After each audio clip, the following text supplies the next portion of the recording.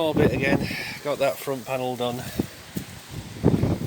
Can't remember how much of this was in the last segment of the video, but we've got this as well. Still got literally this back half to do.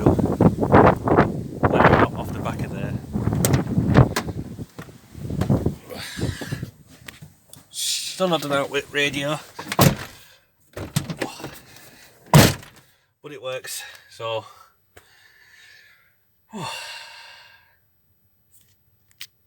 taking it up to a friend's yard to get this tail lift removed.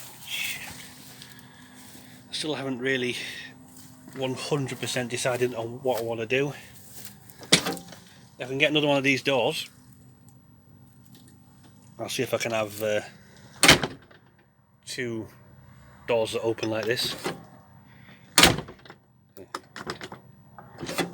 How's that not looking? Or failing that, I'll just kind of block off the tail lift bit. Oh.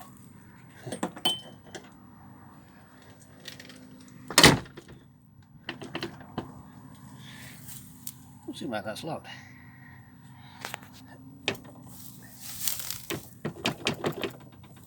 Yeah, well, sorry. It's in the middle of nowhere. No one's going to pinch the bloody thing. So yeah, this is a short segment. I'll probably have to edit a few segments together. Obviously, probably mentioned in another video, but it's got the usual splinter rust around the handles. I don't know if there's something about to do that. Maybe take the handle off or something. And obviously, it's had the usual splinter rust here, but the previous guys have resprayed it. You can tell that's a totally different yellow, and that's not just yeah, totally different yellow. Mentioned that in a couple of videos as well. There's a bit of damage on the box there, so what I probably have to do is take this off, and then see what the deal is with that. Doesn't look too bad, but you can see where it's creased that metal there. Maybe potentially the door's not quite right. I don't know if it's just my eyes, but that gap there looks slightly bigger than that one. But I suppose in the grand scheme of things, they're kind of small problems. Mentioned this a few times as well. I've seen a new shaped Sprinter front end for about 600 quid.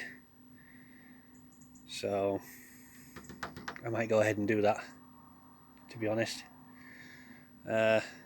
Maybe seen, don't know if the mirrors or the doors have changed on the new shape, but maybe see if I can get the new shape mirrors. This one's kind of falling to pieces, and I don't know what's like on the other side, but I'm going to guess that's fairly similar. Anyway, I'll see you in the next segment, hopefully. Kind of sound like a broken record on this, but yet again, it's been literally 3 or 4 weeks, maybe even longer, since I've been down to the van. So came up today to try and get some work done. I've been sorting out the bundle of wires. So far, I've figured out what all of these do here. I've got my nice little label printer so I can remember for next time. You can see that one's a scene light. That one is, well, it's going to be the power for a reversing camera. So that bundle there is all known wires. I know where they go. I've only got these, what's that, 7 or so to figure out. But it seems that this bundle here goes up there and comes back down this pillar here. So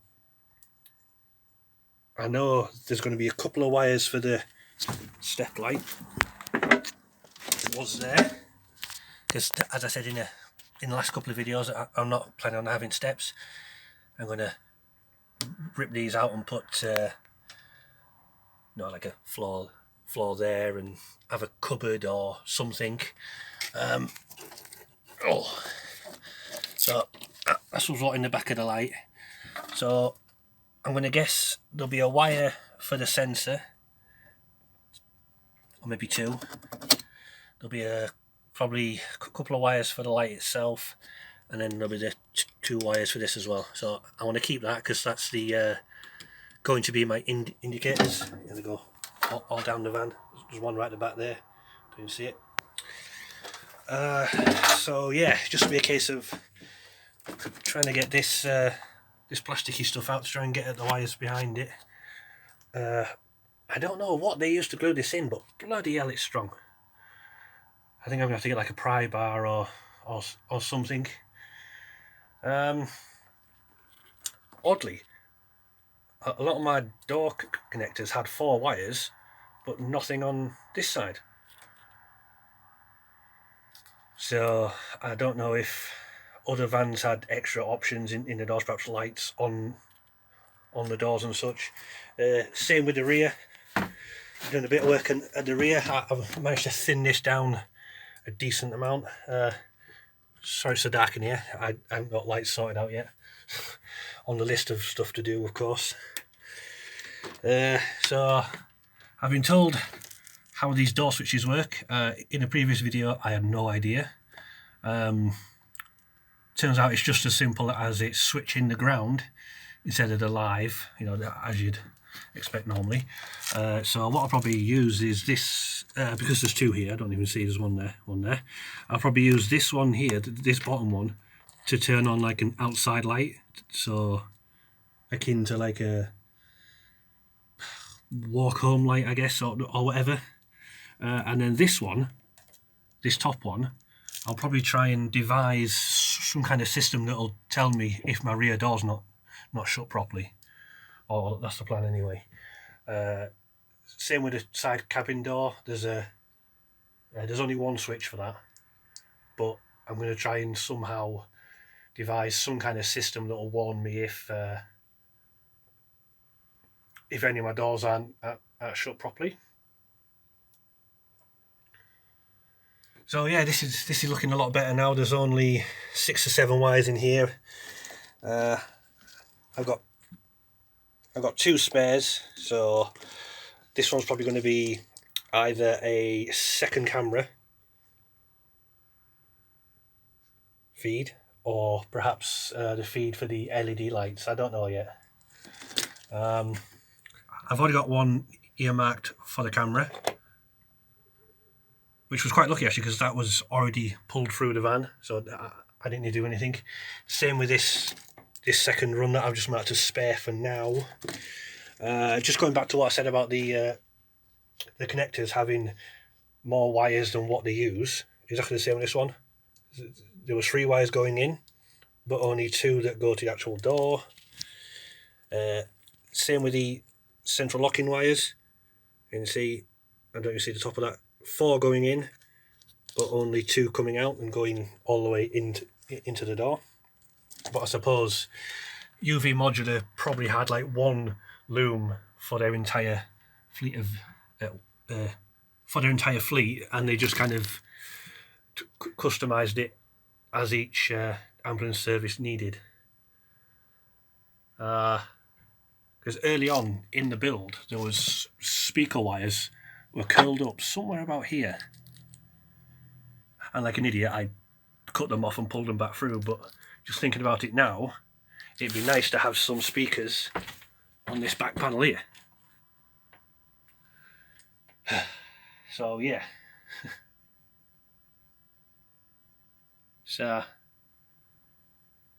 as of tomorrow I will have had this van for a whole year, which is insane. The plan was to get it done within the year and be out and about in it now,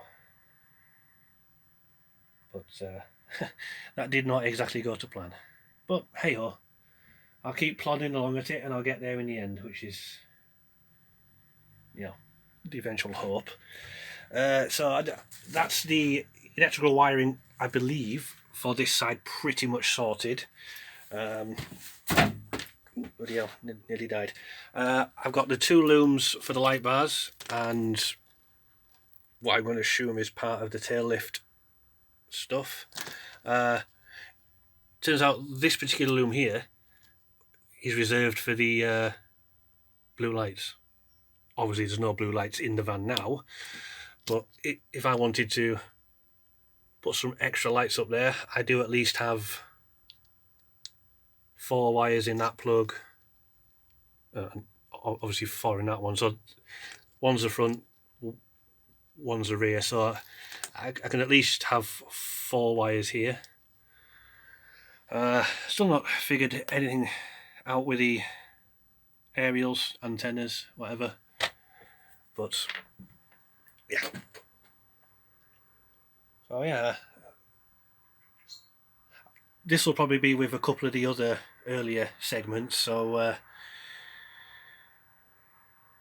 I hope to be able to report much faster progress over the next month or so, because I'm on annual leave for the entirety of December, which, whilst that's great, unfortunately December is when it's bloody freezing and the weather's always terrible. Me cheap Chinese stereo's not too bad. I still haven't got a cage for it, but it doesn't matter too much at this moment. So yeah, thanks for watching, and hopefully see you on the next one.